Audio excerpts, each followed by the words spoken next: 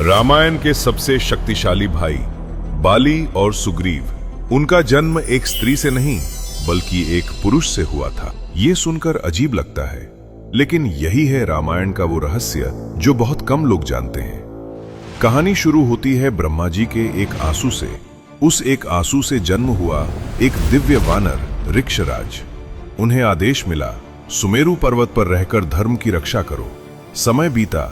एक दिन घने जंगल में भटकते हुए ऋक्षराज को एक रहस्यमयी तालाब दिखाई दिया। शांत, चमकता हुआ, लेकिन भीतर छुपी थी एक अनजानी शक्ति। प्यास से व्याकुल होकर जैसे ही उन्होंने उस पानी में छलांग लगाई, प्रकृति का नियम ही बदल गया। पानी से बाहर निकले तो वो वही नहीं थे, वो बन चुके थे एक अद्भुत सुंदर स्त्री, इतनी दिव्य कि अप्सराएं भी उसके सामने फीकी पड़ जाएं। उसी क्षण देवराज इंद्र और सूर्यदेव वहां से गुजर रहे थे।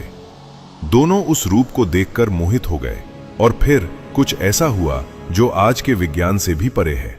इंद्र की शक्ति जब उस स्त्री के बालों को स्पर्श करती है तो जन्म होता है महाबली बाली का, और सूर्य की ऊर्जा जब उसकी गर्दन पर पड़ती है तो जन्म होता है सुग्रीव का। सोचो, कुछ ही पल पहले जो एक राजा था, अब वही 2 बालकों की मां बन चुका था। लेकिन चमत्कार यहीं खत्म नहीं हुआ। अगली सुबह वो फिर उसी तालाब में उतरता है और बाहर आता है फिर से राजा ऋक्षराज बनकर। अब एक पुरुष अपनी गोद में 2 नवजात बच्चों को लिए खड़ा था। ये दृश्य सिर्फ चमत्कार नहीं बल्कि एक गहरा संकेत था। जब वो ब्रह्मा जी के पास पहुंचे, ब्रह्मा जी मुस्कुराए।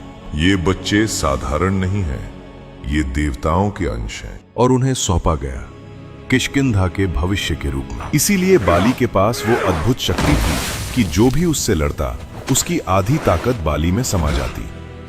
और सुग्रीव सूर्य के तेज और धैर्य का प्रतीक बना।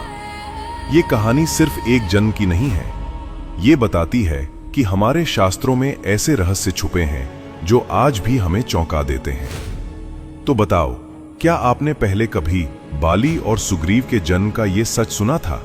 अगर आपको ये कहानी पसंद आई हो तो कमेंट में लिखें जय श्री राम।